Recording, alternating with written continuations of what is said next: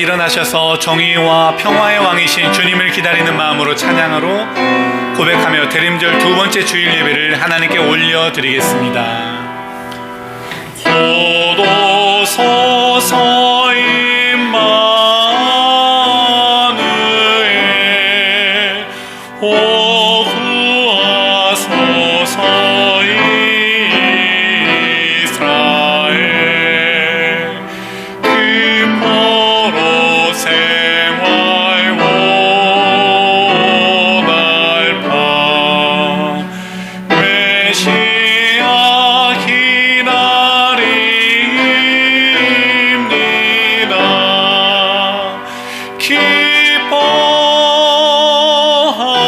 기뻐하라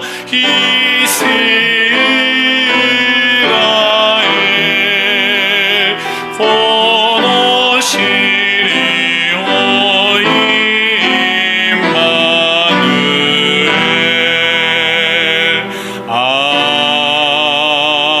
아멘. 가난한 자를 위하여 공의로 판결하시고 세상의 약한 자를 위하여 정직으로 판결하시는 예수님의 이야기를 기억하는 대림절 둘째 주일입니다. 그때의 이리가 어린 양과 함께 살며 표범이 어린 염소와 함께 누우며 송아지와 어린 사자가 함께 먹고 어린 아이가 그것들을 이끌리라 하신 그 날을 간절히 사모합니다. 우리는 평화의 이야기를 살아내겠습니다. 하나님의 모든 창조물이 함께 길을 찾을 때 참된 평화가 이루어진다는 것을 깨닫습니다.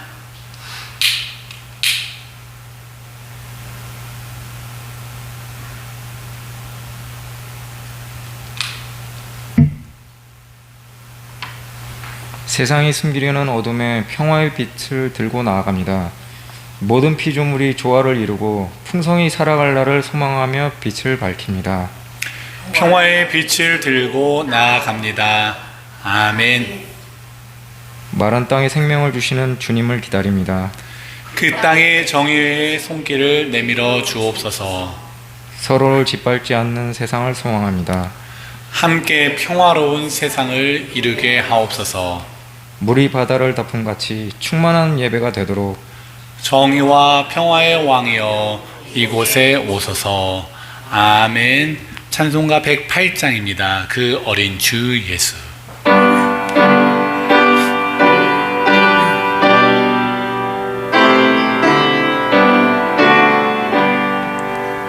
그 어린 주 예수 늘 자리 없어 그 귀하신 몸이 구유에 있네. 저 하늘 별들이 반짝이는데 그 어린 주 예수 돌 위에 자네. 저 육축 소리에 아기 잠깨나 그 순하신 예수 부시지 않네. 그 귀한 예수를 나 사랑하니 새날이 밝도록 함께 하소서. 주 예수 내 곁에 가까이 계셔. 그 한없는 사랑 늘 베푸시고 온 세상 악인을 다 품어주사 주 품 안에 안겨 살게 하소서.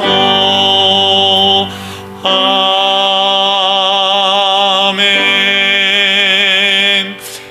자리에 앉으셔서 지난 한 주간 우리 스스로를 돌아보며 분주함과 욕심으로 하나님 앞에 부끄러웠던 모습을 겸손히 고백하기를 원합니다. 이웃의 아픔에 무관심하고 게으름 속에 작은 예수로서의 모습을 잊고 살았음도 내어놓습니다. 함께 기도하겠습니다. 자비로우신 하나님, 정말 감사드립니다. 하나님, 이 시간에 아버지 하나님 앞에 우리의 모습을 돌아보며 참여하며 기도합니다. 하나님, 우리의 연약함과 어리석음을 내려놓습니다. 하나님, 기만했던 일들을 내려놓습니다. 하나님을 용서하여 주시옵소서. 우리의 교만과 우리의 부정직함을 내어놓습니다. 하나님, 우리의 스스로를 돌아보며 하나님의 긍휼하심을 기대하오니 하나님, 이 시간에 좌정하셔서 우리의 마음 가운데 아버지 새로움으로 아버지 인쳐주시기를 간절히 원합니다. 하나님, 우리의 이웃을 아버지 그들의 아픔에 무관심했던 우리 그런 연약함을 주님 앞에 내려놓습니다. 게으름을 주님 앞에 내려놓습니다. 하나님, 우리의 모든 것들이 하나님 부담이 있었다면 용서하여 주시옵소서.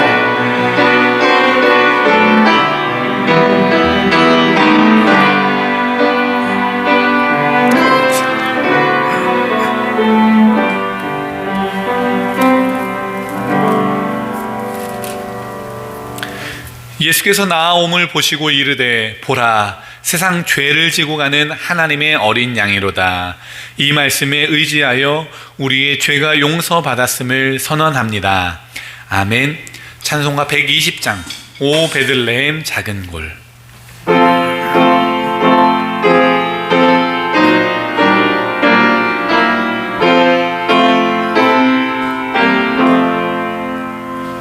오 베들레헴 작은 골, 너 잠들었느냐?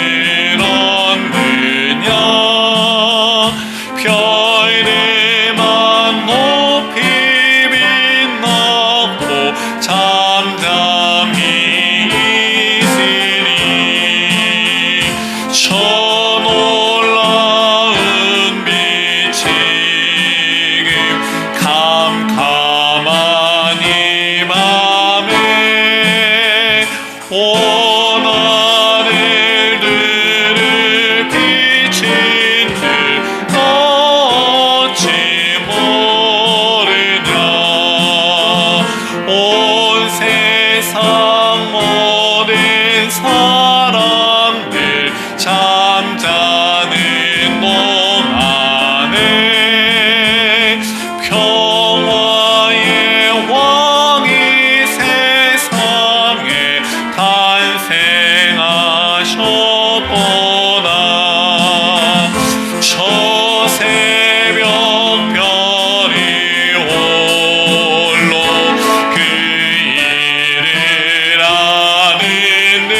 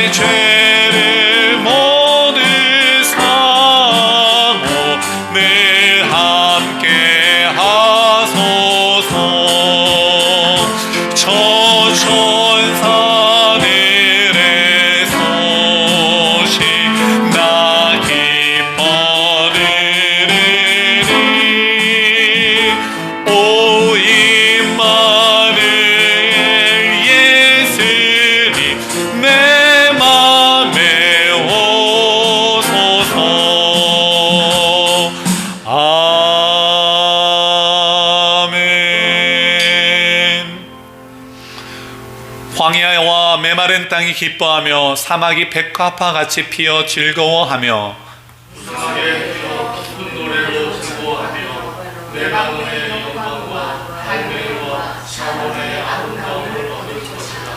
그것들이 여호와의 영광 곧 우리 하나님의 아름다움을 보리로다.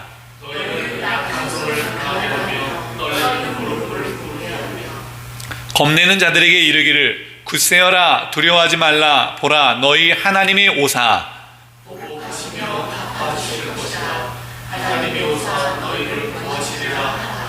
그때에 맹인의 눈이 밝을 것이며 못 듣는 사람의 귀가 열릴 것이며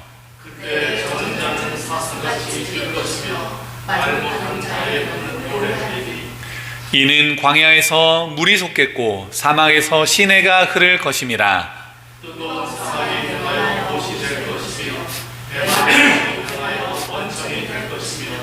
승냥이의 높던 곳에 풀과 갈대와 부들이 날 것이며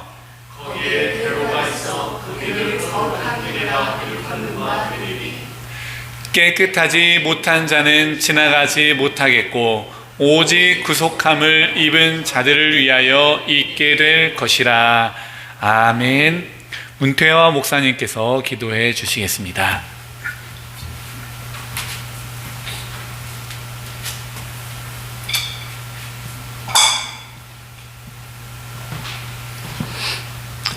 다 같이 기도드리겠습니다.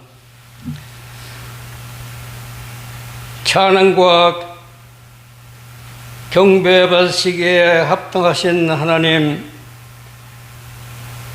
인간의 몸으로 이렇게 오신 예수님 그리스도를 기다리는 우리들이 오늘 새롭게 대강조를 맞아 우리의 소망과 믿음으로 주님 앞에 나왔습니다. 성령님께서 이 예배 가운데 임재하여 주시옵시고 우리의 마음과 몸을 거룩하게 구별하시고 어두운 세상 속에 주님의 빛을 바라보게 하시며 우리의 찬송과 기도와 예물이 주님께 기쁨의 향기가 되게 도와주시옵시기를 간절히 바라고옵니다. 오늘 목사님을 통해서 우리에게 주시는 말씀, 우리가 이 말씀을 기억하고 또 기억할 뿐만 아니라 우리가 그 말씀대로 행하는 우리들이 되게 하여 주시옵소서. 특별히 우리 교인 가운데 여러 가지 질병으로 어려워 고생하시는 분들도 있사오니 주의 손이 같이 하셔서 그들에게 건강한 몸을 회복하여 주시옵시기를 간절히 바라옵고옵니다. 특별히 하나님, 우리 교회가 날로 발전되어서 예수를 알지 못하는 그들 위해 우리의 하나님의 사랑을 베풀어 그들도 하나님을 믿고 우리와 같은 신앙생활에 참석하는 일이 있게 도와주옵시기를 간절히 바라고합니다. 오늘 우리 사는 세상은 날로 깊이 험하고 전쟁과 환난, 여러 가지 환난이 있습니다.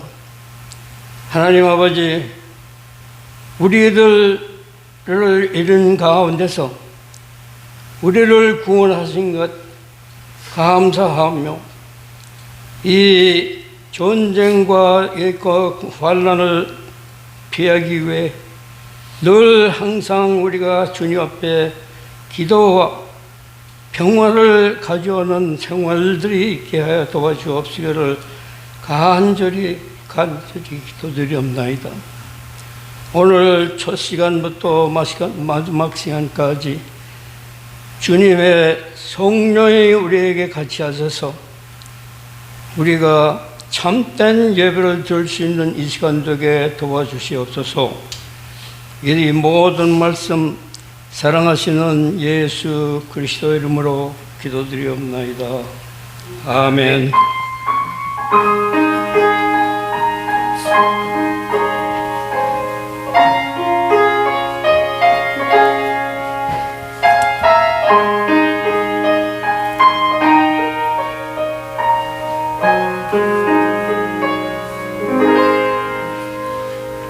사도신경으로 우리의 신앙을 한 목소리로 고백합니다. 나는 전능하신 아버지 하나님, 천지의 창조주를 믿습니다. 나는 그의 유일하신 아들, 우리 주 예수 그리스도를 믿습니다. 그는 성령으로 잉태되어 동정녀 마리아에게서 나시고 본디오 빌라도에게 고난을 받아 십자가에 못 박혀 죽으시고 장사된 지 사흘 만에 죽은 자 가운데서 다시 살아나셨으며 하늘에 오르시어 전능하신 하나님 우편에 앉아 계시다가 거기로부터 살아있는 자와 죽은 자를 심판하러 오십니다. 나는 성령을 믿으며 거룩한 공교회와 성도의 교제와 죄를 용서받는 것과 몸의 부활과 영생을 믿습니다. 아멘. 하나님께서 오늘 우리에게 주신 말씀 이사야 11장 1절로 9절까지의 말씀입니다. 이새의 줄기에서 한 싹이 나며 그 뿌리에서 한 가지가 나서 결실할 것이요 그의 위에 여호와의 영, 곧 진노와 종령의 영이요 모략과 재능의 영이요 지식과 여호와를 경외하는 영이 강림하시니 그가 여호와를 경외함으로 즐거움을 삼을 것이며 그의 눈에 보이는 대로 심판하지 아니하며 그의 귀에 들리는 대로 판단하지 아니하며 공의로 가난한 자를 심판하며 정직으로 세상의 겸손한 자를 판단할 것이며 그의 입의 막대기로 세상을 치며 그의 입술의 기름으로 악인을 죽일 것이며 공의로 그의 허리띠를 삼으며 성실로 그의 몸의 띠를 삼으리라.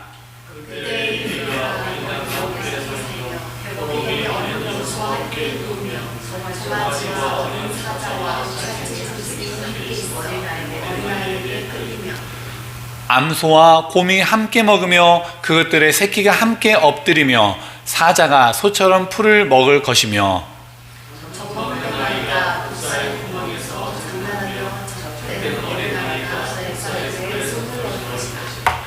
내 거룩한 산 모든 곳에서 해됨도 없고 상함도 없을 것이니 이는 물이 바다를 덮음같이 여호와를 아는 지식이 세상에 충만할 것임이니라.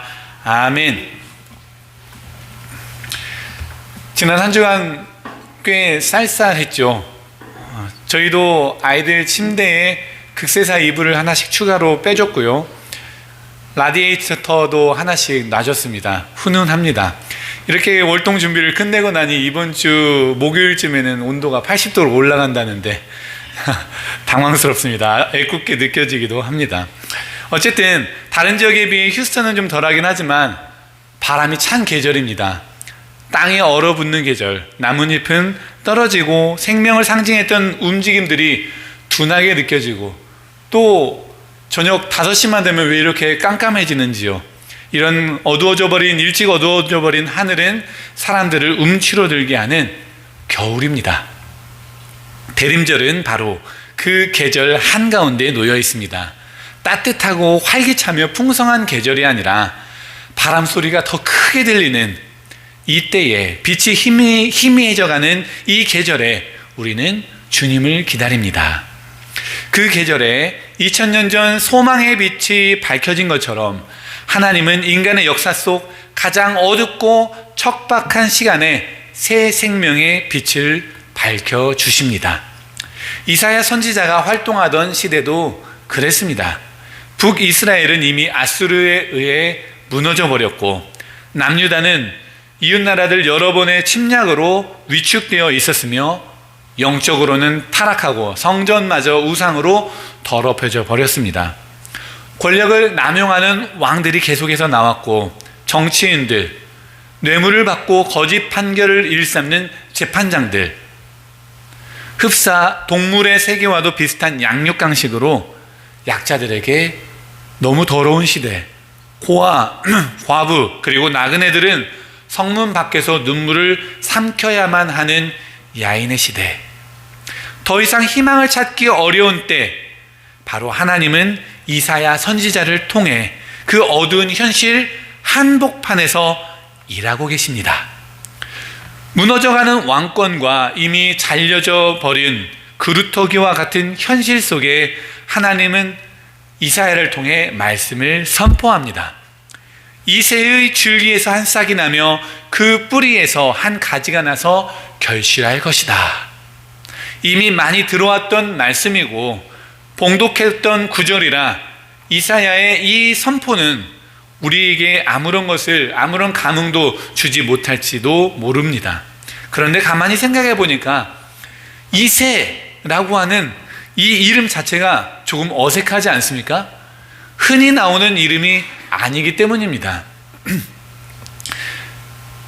나라가 망해가는 그때 이스라엘 백성들이 떠올린 추억, 최고의 전성기는 아무래도 다윗의 때가 아니었겠습니까? 그래서 오늘날까지도 다윗과 같은 왕을 기다리는 그들에게 다윗의 줄기가 아니라 이새의 줄기라, 즉 다윗 왕조의 영광을 기억하게 하는 대신에 다윗 이전에 왕도 아니고 유명인도 아닌 작은 이름 하나, 아무도 기대하지 않았던 한 사람 이새에게로 돌아가는 이 장면이 어색하지 않냐라는 것입니다. 다윗 왕조는 수십 명의 왕을 거치면서 썩은 고목처럼 잘려져 나갔고 그 그루터기와도 같던 왕들 이전의 인물 이새로부터 싹이 나고 뿌리가 나 결실한다는 것입니다. 이미 너무 커버리고 이미 너무 높아져 버린 것에는 새로운 것이 날 수가 없습니다. 새로운 것이 자랄 수가 없어요. 한번 번창했던 줄기가 아니라 잘려진 듯한, 작아진, 낮아져 버린 곳에 있는, 소망을 품는 것조차 어려운 바로 그 자리에 하나님은 싹을 틔우시는 분인 줄로 믿습니다. 그럼 어떤 싹이 나고 어떤 가지와 열매가 그 작디 작은 이새에게서 난단 말입니까? 그것은 영입니다. 성령입니다. 정치적인 안정이나 군사력의 상승이 아니라 여호와의 영입니다. 그 영을 일컬어 지혜와 총명, 모략과 재능, 지식과 경외의 영이라고 말합니다. 이건 위대한 장군 하나 생기는 것과 아주 차원이 다릅니다. 하나님의 통치를 이 땅에 구현할 메시아, 바로 하나님이 직접 인간이 되어 오시는 예수 그리스도를 말씀하는 것입니다. 사실 이사야 시대의 백성이 원했던 지도자는 조금 전 말씀드린 것과 같이 강한 왕이었고 강한 군사력으로 주변국들, 특히 제국들을 제압할 힘 있는 왕이었습니다. 그러나 하나님은 그들의 기대와 생각을 철저하게 뛰어넘으시고 그 어둠 속에 전혀 다른 방식으로 통치를 하시는 거죠. 그 방식은 무엇입니까? 눈에 보이는 힘을 뛰어넘는 하나님의 마음을 품은 정의가 세워지는 방식을 취하는 것입니다. 네, 그렇습니다. 그렇게 이새의 줄기에서 난 싹은 정의로 뿌리를 내리는 것입니다. 공의로 가난한 자를, 정직으로 겸손한 자를 판단하는 정의. 당시 심판은 가진 자들의 고유한 권한이었습니다. 법 자체가 강한 자들을 더 강하게 만들기 위해, 그들을 무너지지 않게 하기 위한 수단이었고, 재판장 역시 다수의 이익을 보호하며 또 뇌물을 받고 잘못된 판결을 일삼는 그런 시기였습니다. 그렇게 정의가 무너지기 쉬운 구조 속에서 사회적 약자들은 어떻게 됩니까? 희망을 잃고 사회는 균형을 잃어버립니다. 그런 사회 속에 정의가 바로 세워지는 것, 그것은 깨어져 버린 관계를 회복하는 손길을 통해 가난한 자가 배제되지 않고 소외된 자가 잊혀지지 않으며 약자의 호흡이 끊어지지 않도록 하는 것을 시작으로 합니다. 오늘날 정의라고 하는 단어를 설교하면서 말을 하면은 사람들은 약간의 거부감을 갖기가 쉽습니다. 정의하면 너무 정치적인 용어로 변질된 것이 오늘날의 시대이기 때문입니다. 그렇지 않습니다. 정의는 하나님께서 이 땅 가운데 이루고자 하는 것입니다.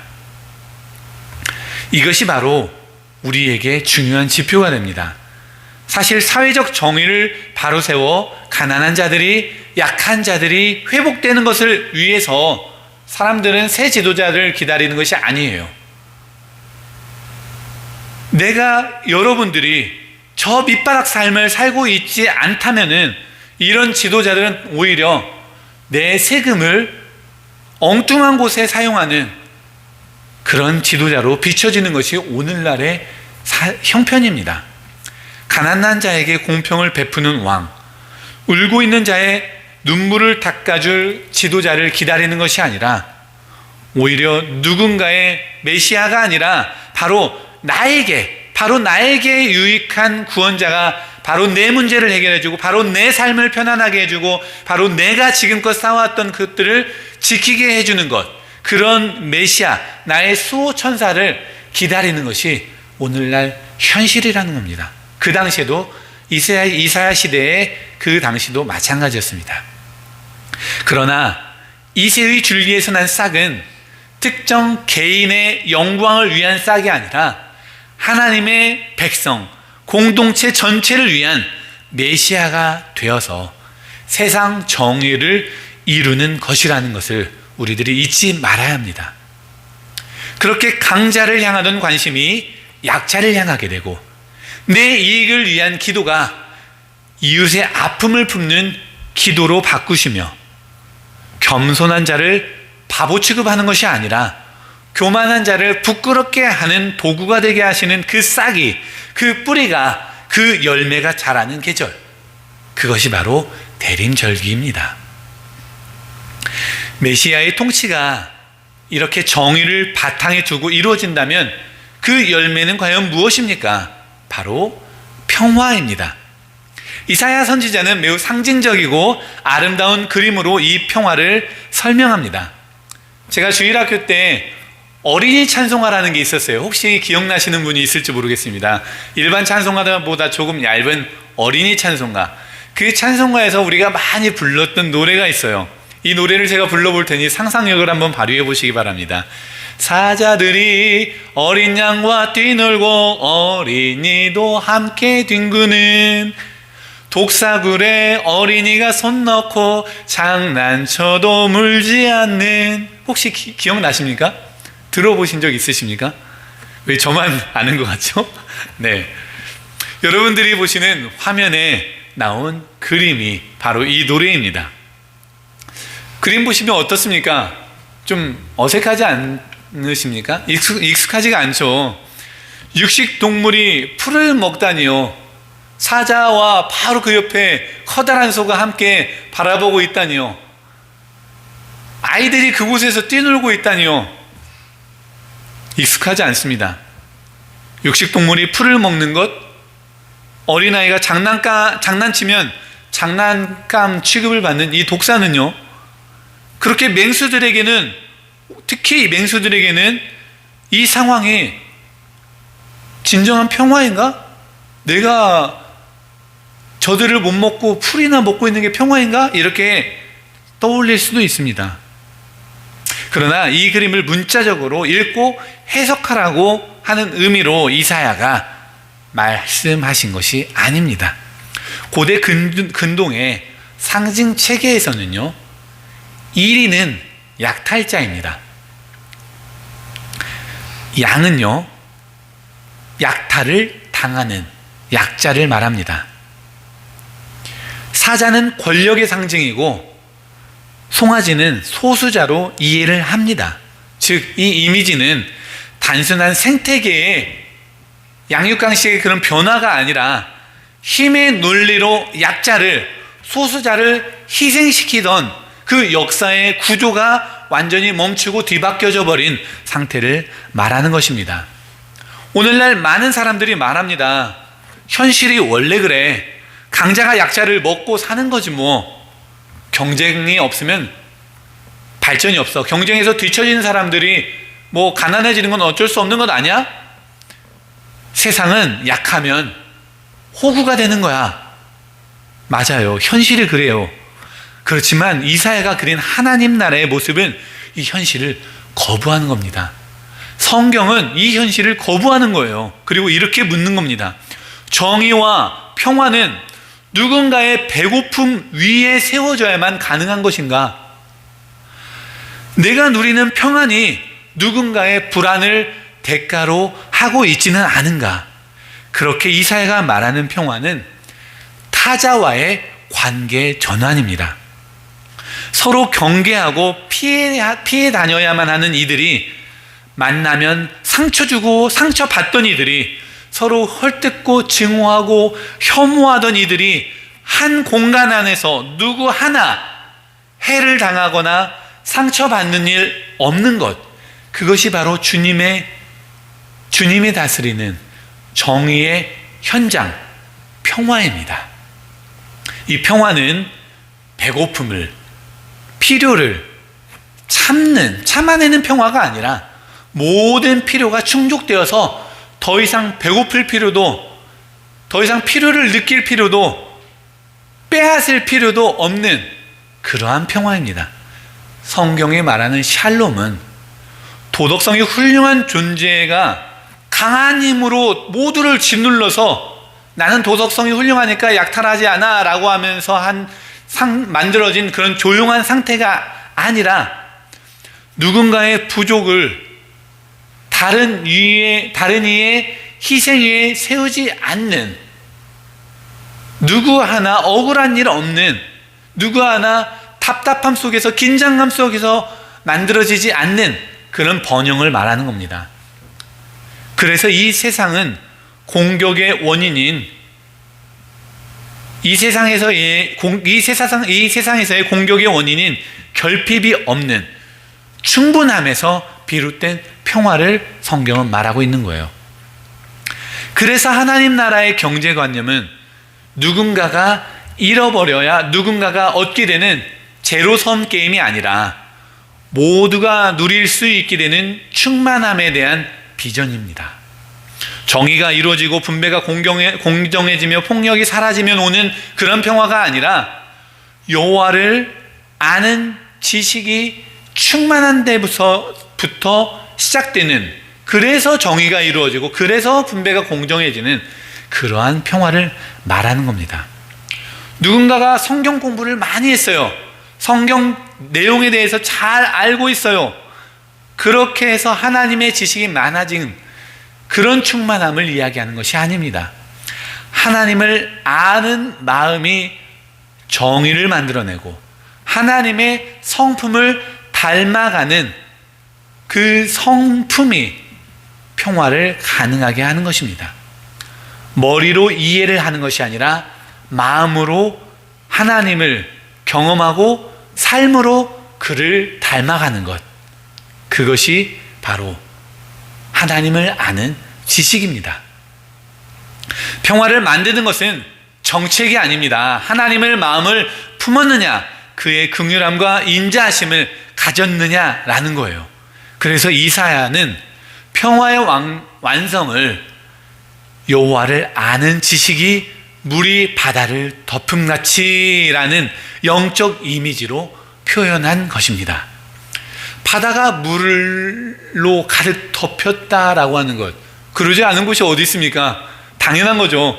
깊은 곳이든 얕은 곳이든 온통 물로 채워져 있는 것이 바다죠. 그러한 바다와 같이 하나님의 그 정의로운 성품을 아는 지식이 가난한 자와 겸손한 자를 높이시는 그 긍휼함이, 모든 능력과 힘이 하나님께로부터 왔음을 인정하며 조화를 이루는 겸손함이, 우리의 가정에, 일터에, 관계에, 경제와 정치에 깊숙이 스며드는 것, 그것이 바로 하나님의 평화입니다. 결국 정의와 평화는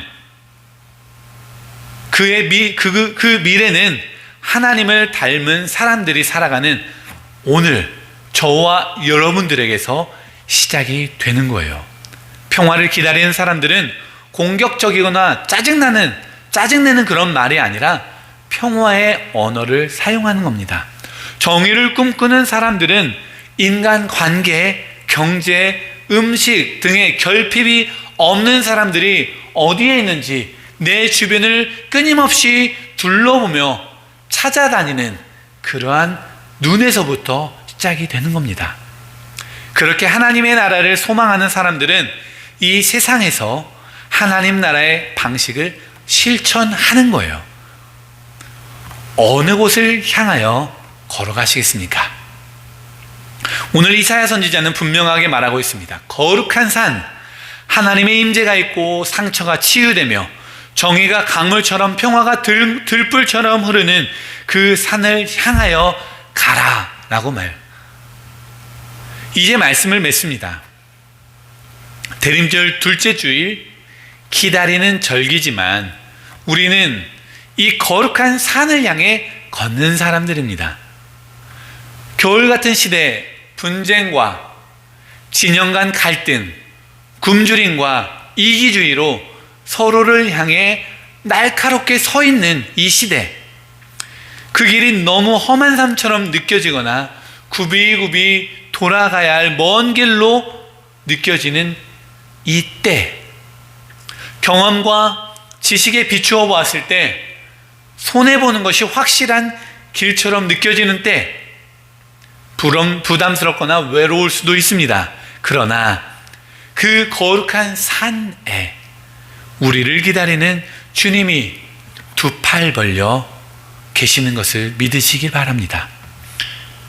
제1연합감리교회라는 공동체는 그 거룩한 산으로 가는 사람들의 동행 열차입니다.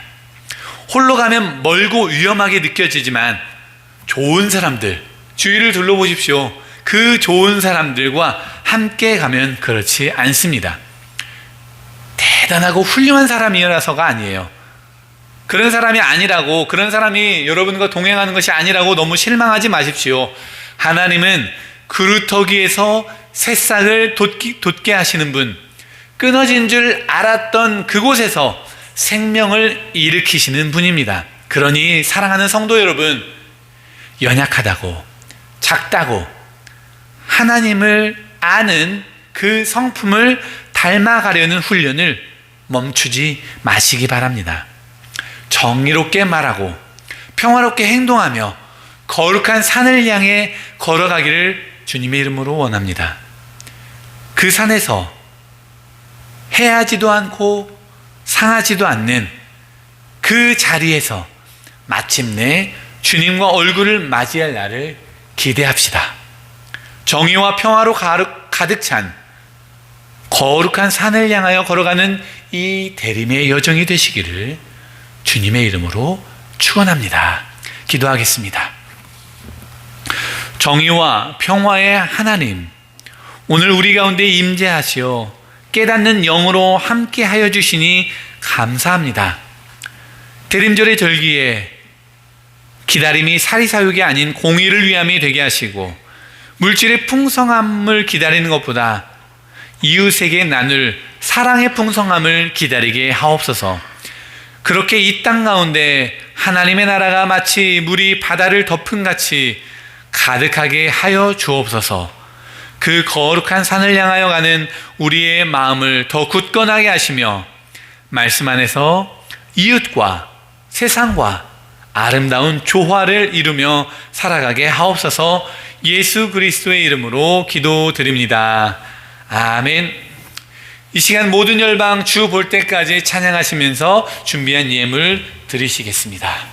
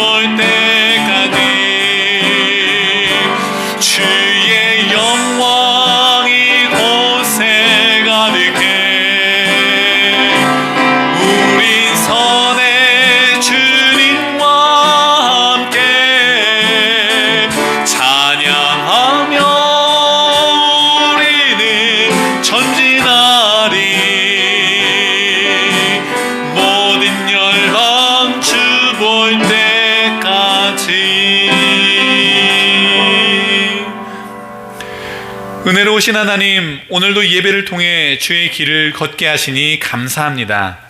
진리의 영이신 예수 그리스도를 높이는 이 길에 선 우리가 온 마음과 정성과 힘과 뜻을 다하여 주님 앞에 겸손히 예배를 드립니다.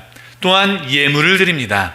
이 예물이 거룩한 산 제사가 되게 하시고 가난한 자와 겸손한 자를 위한 공의와 정직의 예물이 되게 하옵소서. 쓰여지는 곳마다 그리스도의 향기가 나게 하시고 세상이 알 수 없는 기쁨과 평안이 가득한 주의 나라가 오게 하는데 사용되게 하옵소서. 예물의 많고 적음보다 주를 향한 마음과 우리의 중심을 받으시는 예수 그리스도의 이름으로 기도드립니다. 아멘. 교회 소식은 주보를 참고해 주시길 바랍니다. 대림절 세 번째 주 촛불 점화 및 예배로의 부름은 장윤숙 권사님께서 이끌어 주시겠습니다. 성탄 감사 예배와 송구영신 예배가 24일과 31일 저녁에 있습니다. 늦은 시간이라 어둡지만, 그래서 운전하기 좀 어렵지만 가능하신 분들은 꼭 함께 해주시면 좋겠습니다. 세상을 향한 중보기도 잊지 마시기를 바랍니다. 이번 주 우리가 나눌 연합감리교회의 사회 원칙은 약물, 알코올 및 담배에 대한 원칙입니다. 연합감리교회는 약물, 알코올, 담배 남용이 개인과 가족, 공동체에 심각한 해를 끼치는 현실을 크게 우려합니다. 이런 중독의 문제는 개인의 선택을 넘어서 사회적, 구조적 요인이 얽힌 복잡한 문제입니다. 교회는 회복을 돕는 정책과 프로그램을 위해 노력하며 중독자와 가족에 대한 낙인을 경계해야 합니다. 우리 공동체가 중독에서 벗어나려는 이들과 동행하며 치유와 회복의 공간이 되기를 소망합니다. 이제 다 같이 일어나셔서 모두에게 서로 다가가 이렇게 인사하겠습니다. 덕분에 제가 더 신이 납니다. 우리 이렇게 인사하실까요? 다 같이 일어나겠습니다. 덕분에 제가 더 신이 납니다.